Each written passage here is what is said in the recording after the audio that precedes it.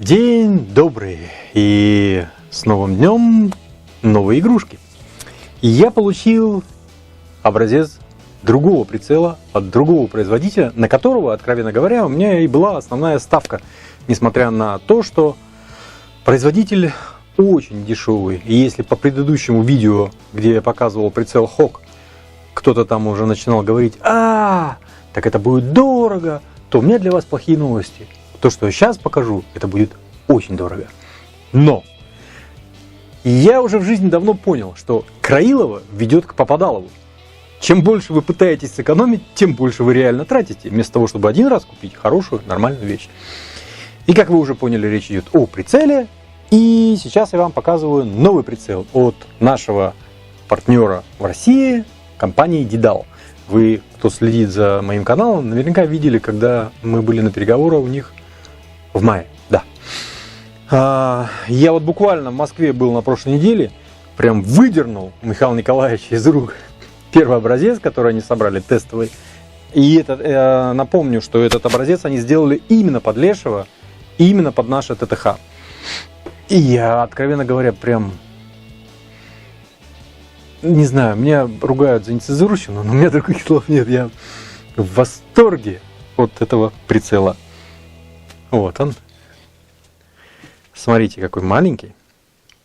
Сейчас мы его взвесим, измерим. Он сразу идет с крепежом виверовским. То есть вот это все сделано из одного корпуса. Они через фильеру продавливают заготовку. Соответственно, тут все хорошо. Вот эта батарейка ночной подключения, подсветки. Это включение. При коротких нажатиях мы переключаем яркость, при длинном нажатии включаем либо выключаем. Что интересно, мы при следующем включении возвращаемся на ту же яркость, на которую она была настроена до этого. Отстройка от параллакса. Что мне нравится, она с щелчками. Не плавная, как на всех других прицелах, а щелчками. То есть можно считать, очень интересно. А вот это крышечки, под которыми барабаны поправок. Вот. И вы можете крутить поправки. Вот видите, на крышечках есть два таких выступа, а здесь на барабане есть две впадинки. И прямо крышечками крутите.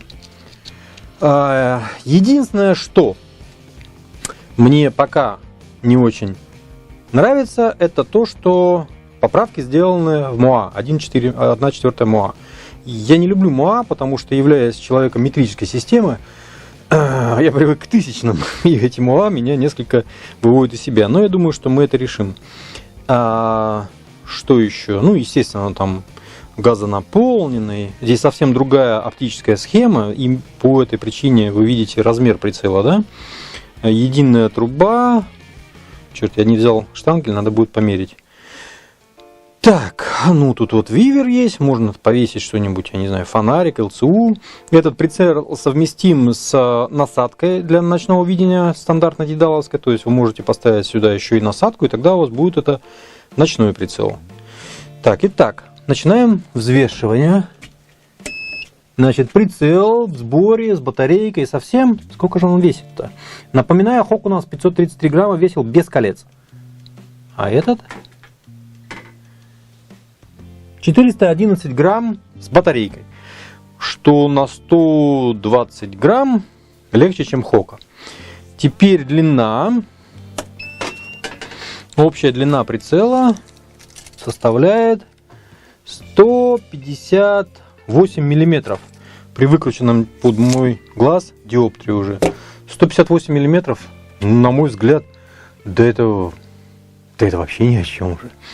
Значит, сейчас проведем стандартную процедуру, установим ее на прицел на тиски, посмотрим, что у нас по сеточке, как у нас работает подсветка, как работает параллакс, как работает у нас отстройка от диоптрии. Потом поставим на винтовку, постреляю. Но я могу сразу сказать, я уже ставил на винтовку, я целился, картинка просто лучше Hawk, реально лучше Hawk.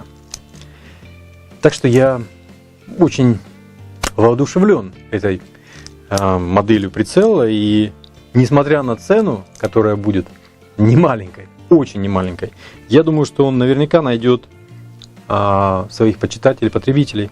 Ведь это прицел, хоть и сделан для Лешего, он же может быть использован на огнестреле. Dedal славится своими военными прицелами, и в последнее время практически все чемпионаты по снайпингу в России силовыми структурами выигрываются с винтовками, на которых установлены именно дедаловские прицелы. То есть ребята реально знают, как делать прицелы. Они сейчас будут проводить цикл своих заводских испытаний, в том числе и на нагрузку до 500G. То есть это вообще самый большой калибр, который только возможен. У меня нет никаких сомнений, что этот прицел совершенно спокойно этой нагрузки выдержит. Так что огнестрельщикам тоже на заметку. Поехали исследовать. Итак, я выставил камеру, выставил прицел. У нас по-прежнему 25 метров здесь. Как вы видите, у нас стоит 100 миллиметров. Сейчас попробую показать. То есть релиф 100 миллиметров. Все, как мы заказывали. Единственное, что я сделал, я на камере включил зум, для того, чтобы было лучше сетку видно мне здесь на мониторе. На большом-то экране ее и так, наверное, будет видно хорошо, но мне так проще. То есть вот я, если зум уберу, то выглядит это вот все вот так. Очень трудно с этим штативом выставить абсолютно по оси, поэтому приходится пользоваться зумом. Ну, картинка такая яркая, насыщенная и хорошо видимая. Значит, что нас интересует? Соответствует ли сетка заданным милам? То есть у нас сетка должна четко совпадать с квадратиками. Это у нас квадратики на 25 метров специально сделаны, чтобы они соответствовали милу. Сетка была заказана равная милам. Кратность прицела 6, но сетка равна милам. Понимаете, о чем я говорю? То есть неважно, какая кратность, вы по сетке считаете как по милдоту все равно. Ну вот видно, да, что у нас сетка совпадает и по вертикали, и по горизонтали. Здесь очень интересная настройка от параллакса. Вообще настройка от параллакса здесь идет от 4 метров, что ли. То есть от очень-очень близкой дистанции и до бесконечности. И вот я, когда начну щелкать, вот смотрите, я... Видите сразу? Вот я буквально сделал 3 щелчка. Возвращаюсь. 4-5. Ага. И вот в другую сторону. Вот. То есть отстройка от параллакса очень точная. У нас пока нету никаких надписей здесь. Ни дедал, ни эдган, ни цена клика, ничего. Потому что прицел все еще в стадии разработки. Значит, что я сейчас хочу сделать? Я хочу посчитать, сколько у нас будет диапазон поправок. И я сейчас просто тупо загоню их все в одну сторону, а потом посчитаю, сколько они будут идти. Так, кстати, Михаил Николаевич говорил, что у него то ли у него есть ограничения, то ли нет ограничений. Я уже не помню. Суть такова, если есть ограничения... есть ограничения. Если есть ограничения, его обязательно сломают.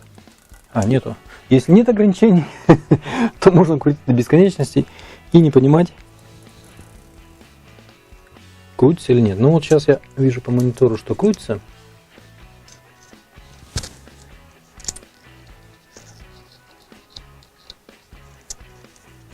Ну, видите, все дышит на этом. Ага, вот первый косяк. Вот этих рожек недостаточно. Ну, здесь не видно.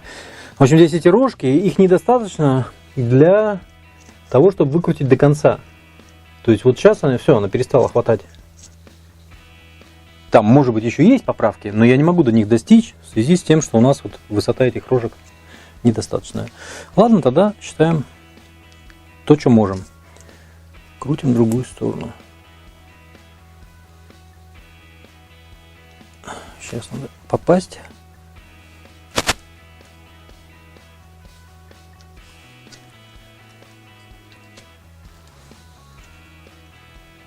Вот первый косяк.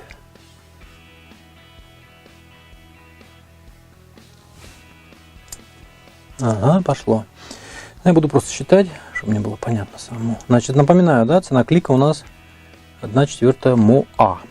То есть 4 клика это 1 угловая минута. Кто хочет пересчитать в милы, формул в интернете полно. Сейчас надо попасть, блин.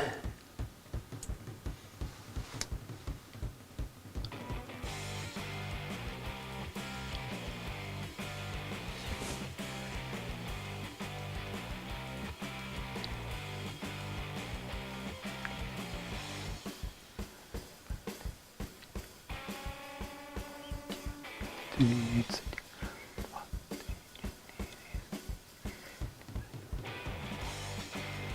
40.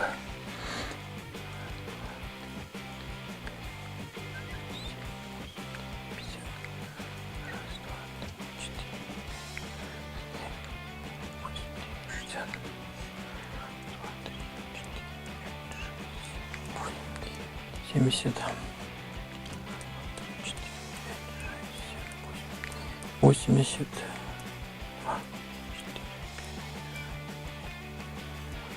90,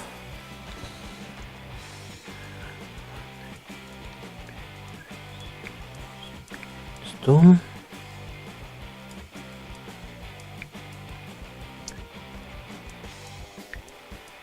10,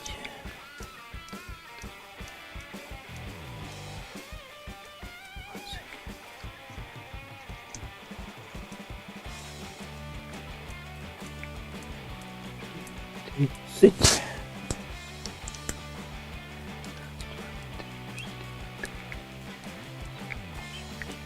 40,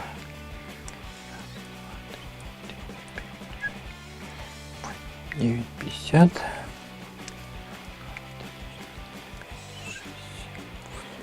60, по 3, 5, 6, 7, 70, раз, два, три, 4, 5, 6, 7, 9, 80. Раз, два, три, 4, 5, 6, 7, 8, 9, 90.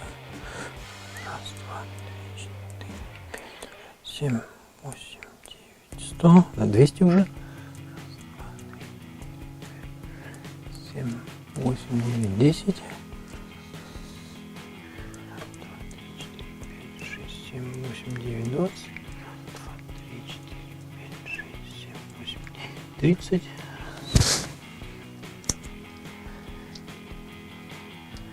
3, 4, 5, 6, 7, 40. Раз, два, три, 4, 5, 6, 7, 9, 50. Раз, два, три, 4, 5, 7, 8, 9, 60. Раз, два, три, 4, 5, 6, 7, 8, 70. Раз, два, три, 4, 5, 6, 7, 8, 9, 80.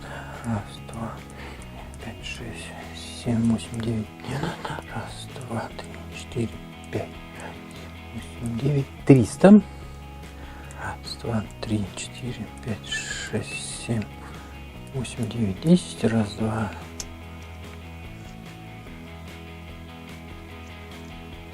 Три, 4, 5, 6, 7, 8, 12. Раз, два, 3, 4, 5, 30. Раз. 3, 4, 5, 6, 7, 40. Раз, два, 3, 4, 5, 6, 7, 8, 9, 50. Раз, два, 3, 4, 5, 6, 7, 8, 9, 70. Раз, два, 3, 4, 5, 6, 7, 8, 9, 80. 3, 4, 5, 6, 7, 8, 9, 90. Раз, два, 3, 4, 5, 6, 7, 9, 400. Это значит у нас 100 минут угловых. Раз, два, три, 4, 5, 6, 10. Раз, два, три, 5, 6, 7, 8, 9, 20. Сейчас она как выкрутится, как выпадет.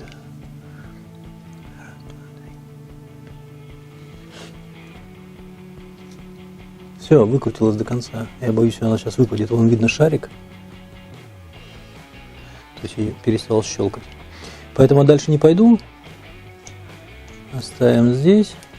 Будем считать, что у нас 10 угловых минут. Так, мне, откровенно говоря, не очень нравится эта конструкция. Но это, я думаю, мы обсудим и сможем решить. Сейчас закручу. Где-то здесь оставим. Так. У нас тут машина приехала. Я хотел прерваться, но, судя по всему, она сейчас будет здесь разгружаться. И это будет еще шумнее. Поэтому сейчас быстро закончу. Значит, у нас получилось 100 угловых минут. Разница у нас между Моа и Милом грубо говоря, 3,43 в среднем. Значит, мы 100 делим на 3,43 и получаем порядка 30 милов поправки. Так, сейчас мы закончим. Включение подсветки. Одно длинное нажатие. Понеслась. Вот, включили подсветку. Короткими нажатиями мы меняем яркость. Вот, самая яркая, меньше. 6 нажатий, 6 уровней яркости. Но это мы можем менять как нам угодно, это чисто механика. 7. Ага. Смотрите, если мы выключаем на каком-то определенном уровне яркости, то следующее включение будет именно на этом же уровне. Выключаем здесь. Включили. Включили.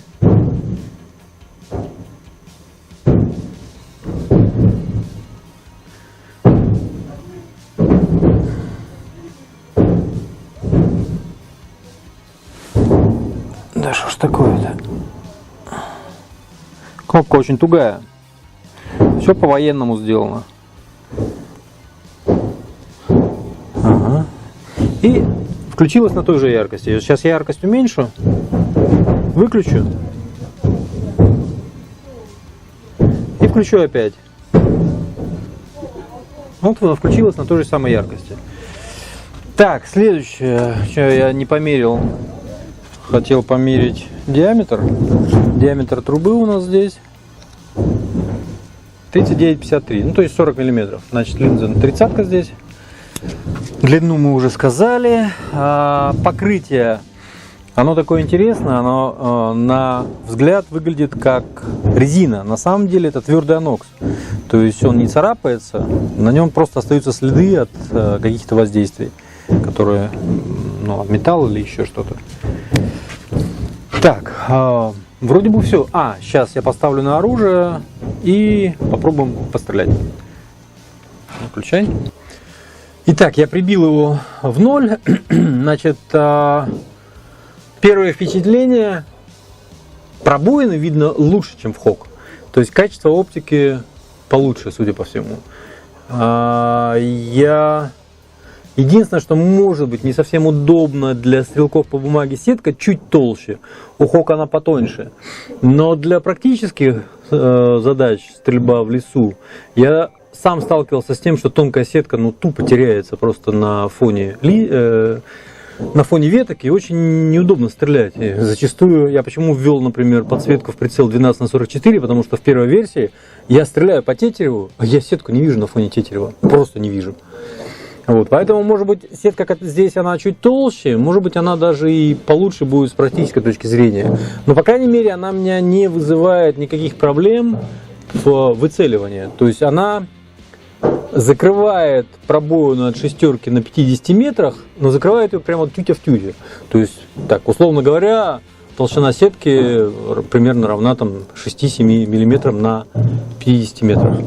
Много это или не мало, все зависит от того, какие задачи вы для себя ставите. Значит, я сейчас сделаю так же, как обычно, 5 выстрелов. Пойдем посмотрим, что там у нас получилось. Конечно, эта кучность скорее уже будет винтовки, чем прицела, но без хорошего прицела хорошей кучности не получится.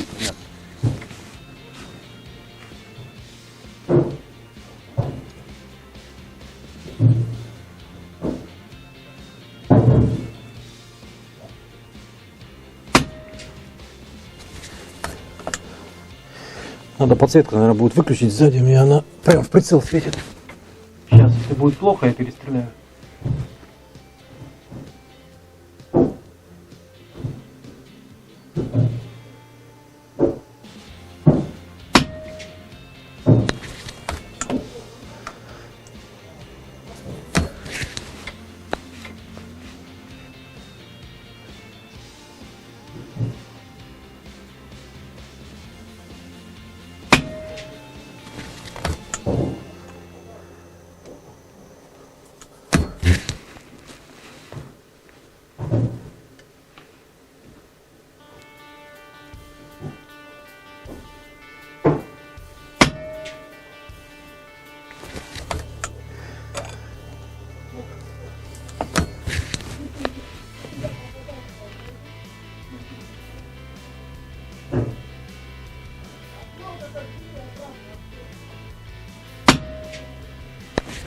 Так, сейчас подсветку выключу и попробую еще 5 выстрелов сделать.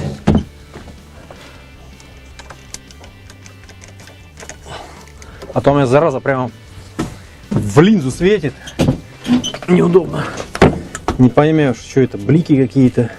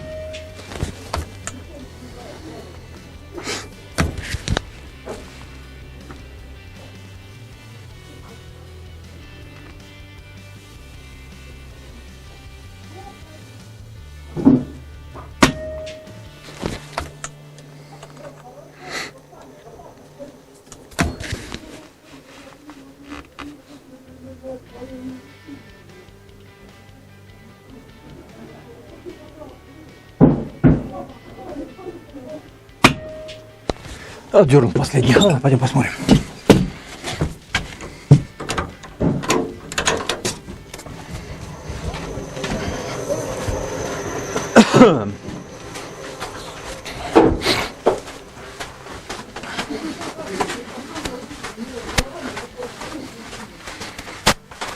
Гогочут жеребцы наши там.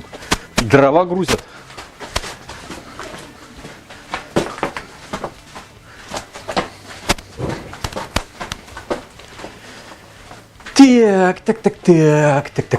Так. Ну, вот я пристреливался. Это первая серия. Ну, это вторая серия. Вот это у меня крайний был отрыв. Ну, в принципе, в 2 сантиметра вписывается нормально. Кстати, на винтовочке смотрится так органично, я бы сказал.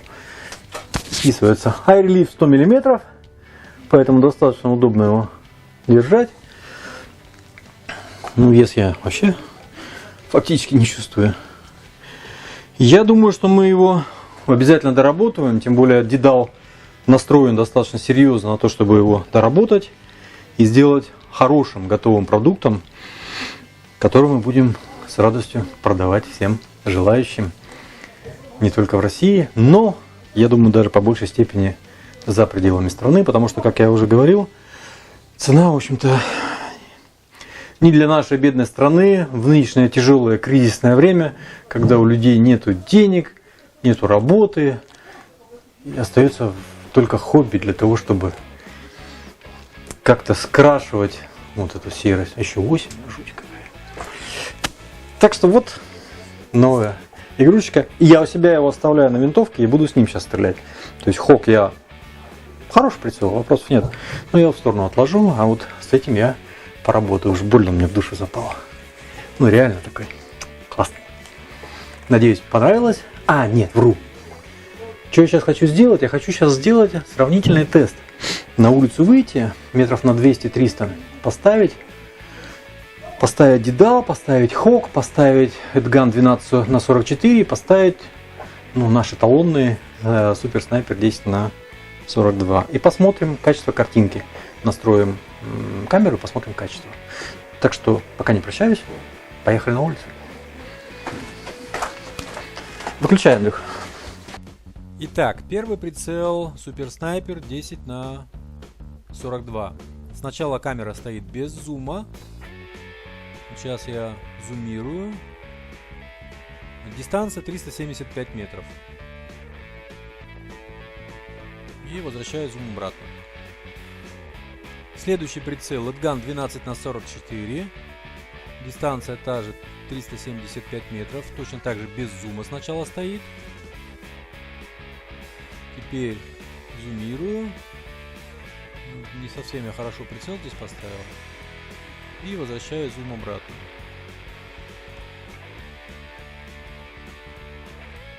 Прицел Hawk 5х32, дистанция 375 метров. Также камера без зума. Сейчас зумирую.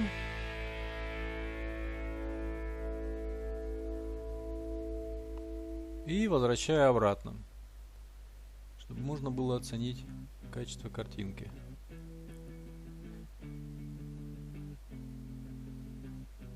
И последний прицел. Прицел Dedal 6х30. Камера стоит без зума. Вот я сейчас зумирую. Немножко камеру не очень хорошо выставил. Пошла луна. На этом штативе трудно выставить нормально. Вот пытаюсь я ее поправить. Ну и по оси ее очень трудно по оптической поставить.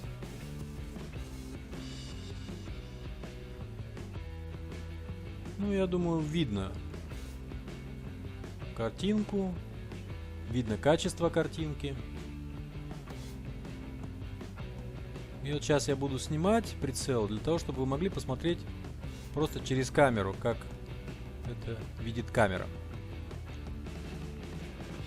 Прицел установлен на планку Viver. На прицеле сама планка подпружиненная, на мой взгляд, очень удобно. Ну вот так камера видит это здание без зума. И максимальный зум у камеры 10. И вот такой зум дает камера. То есть у камеры оптика похуже. И вот здесь сейчас я ставлю вам сравнительные картинки, как выглядит сравнение всех картинок, которые я привел к одному масштабу. Сначала картинки идут без обработки в фотошопе. Я не повышал ни яркость, ничего. То есть все как было, вырезал, поставил. И затем следующее изображение я уже поставил картинки обработанные в фотошопе для того, чтобы улучшить несколько яркость, посмотреть. Смотрите сами, делайте выводы. Околел, пока стоял на улице. 2 градуса вроде бы. Лето по нашим-то местам. Ну, у меня кончики пальцев до сих пор не отошли. Это уже сколько я в помещении в теплом? 10 минут, а я не чувствую их совершенно. Жуть. Так, на улице я заснял прицел, повторяю, Tasco SS 10х42, потом Edgan 12х44, потом Hawk 5х32 и затем уже Dedal 6х30. Не знаю.